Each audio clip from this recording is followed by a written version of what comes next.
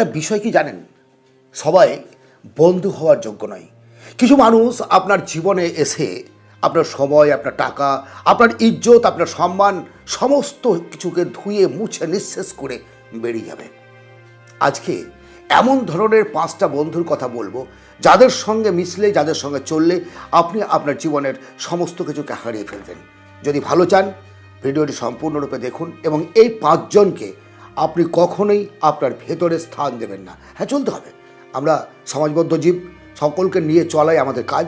প্রকৃতিতে সাপ, বেজি সমস্ত কিছু তো আছে, সবকে নিয়েই তো আমরা চলছি। অনুরূপ নিয়মে এই বন্ধুগুলোকে আপনি পাশে নিয়ে চললেও এরা কিন্তু বন্ধুরূপী শয়তান, এই বিষয়টিকে আপনাকে ফেলে রাখতে হবে।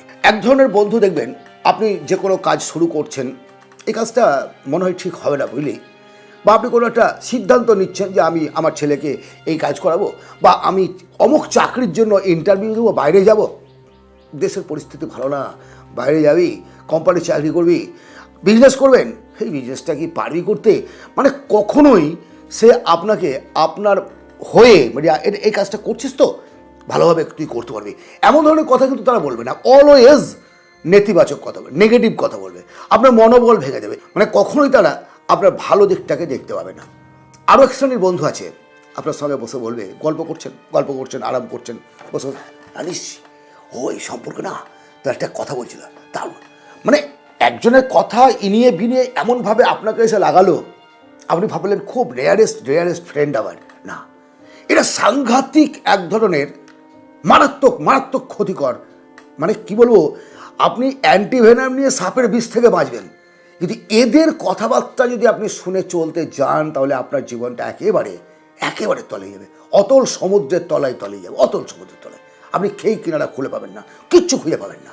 মানে এ যেভাবে অন্যের কথা আপনাকে লাগাচ্ছে, আপনার কথাগুলোকে নিয়ে গিয়েও সে কিন্তু ফাঁস করে দেবে। আপনার গোপন কোনো তথ্য থাকবে না, গোপনীয়তা থাকবে না। আপনি যতই আপনার বন্ধু হোক, আপনাকে চা খাওয়াচ্ছে, আপনার সঙ্গে গল্প করছে, আপনার সঙ্গে উঠছে বসছে, যখনই দেখবেন যে সে অন্যের কথা তার অবর্তমানে আপনাকে বলছে, আপনি জেনেই নেবেন আপনার কথাগুলোও তাদের সঙ্গে বলবে। সো এই ধরনের লাগান ভেজান করা বন্ধু, গোদা বাংলায় বলে, এদের থেকে আপনি কিন্তু এখনই সাবধান হয়ে যান। 3 নম্বর বন্ধু, চরিত্রহীন এবং লম্পট ধরনের বন্ধু। আপনার যদি কোনো বন্ধু এমন ধরনের থাকে, আপনি জানেন যে এর কোনো চরিত্রের ঠিক নাই। চরিত্রহীন কি, নিশ্চয়ই ভেঙে বোঝাতে হবে না। আজকে সোহেব চরিত্রহীনতা বোঝেন না, লম্পট বোঝেন না, এটা কখনো হতে পারে না। দাদা নেই, বাইরে কাজ করতে গেছে, পাড়ার কোনো বৌদির সঙ্গে ইন্টু সেন্টু, একটা নয় একাধিকটা এইভাবে চালিয়ে যাওয়া চরিত্রহীন বন্ধুদের সঙ্গে যদি আপনি থাকেন, তাহলে কিন্তু আপনিও পচে বাদ হয়ে যাবেন। লোকে আপনাকেও, কে কি লোকের কথা বাদ দেন, কিন্তু ভেতরে আপনিও কিন্তু একটা ভালো জায়গায় থাকতে পারবেন না, কারণ সঙ্গদোষেই তো সিলেবাসে ভাই।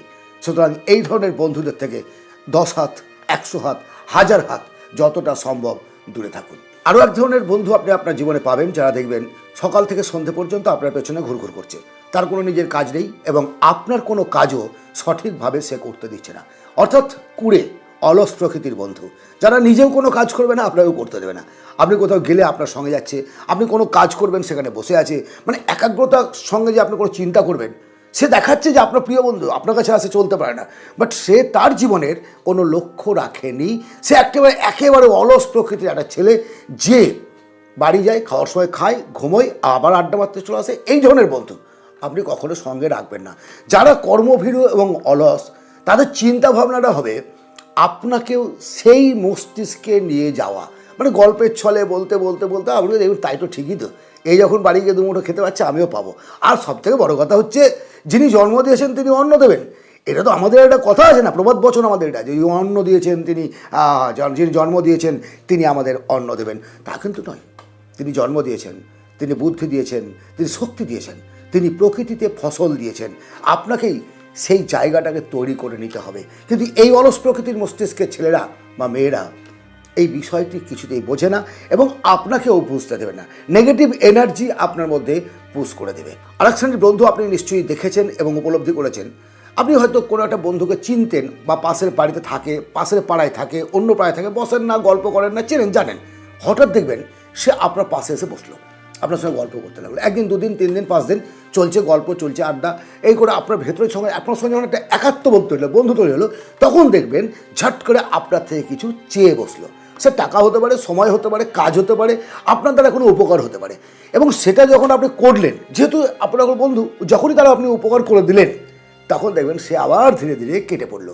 এরা হচ্ছে স্বার্থপর বন্ধু, স্বার্থ ফুরালেই কেটে পড়ে। ভাই, জীবনে যদি সত্যি নিজের সর্বনাশ না চান, যে 5টি বন্ধুর কথা বললাম, এদের মন থেকে মুছে ফেলুন এবং এদের সঙ্গে মিশবেন না। আপনার জীবন আপনার জীবন, আপনার ফেলিওর আপনার ফেলিওর, এটা কিন্তু মাথায় রাখবেন। আপনার আনন্দে আপনি যতটা আনন্দিত হবেন, ততটা আনন্দ আপনার পরিবার, আপনার বাবা মা হবে, কিন্তু এই বন্ধুরা ফাটবে, একেবারে ফাটবে। আজকের আলোচনা যদি ভালো লাগে, অবশ্যই একটা লাইক করবেন, সাবস্ক্রাইব করবেন, শেয়ার করবেন বন্ধু বান্ধবদের মধ্যে। ভালো থাকবেন, অবশ্যই দেখা হবে অন্য ভিডিওতে। ধন্যবাদ।